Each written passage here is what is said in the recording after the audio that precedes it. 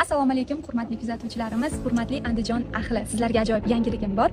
Xonobod shahridan to Qorasuv, Jalaquduq, Qo'rg'ontepa tumanlarigacha Zamon taksi o'z faoliyatini boshladi. Hurmatli kuzatuvchilarimiz, hozirda Zamon taksiga ulangan haydovchilardan qanday imkoniyatlar borligini o'zlaridan bir qator so'rab ko'ramiz. Qani ketdik.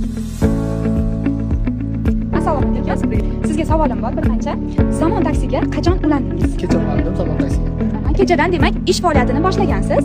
Xo'p, yana bitta savolim bor. Qanday imkoniyatlar bo'ldi sizga? Avvalroq so'mni bozor berdi va bir yil litsenziyani bepul taqdim etishdi. Mutlaqo bepul litsenziya taqdim etishdi.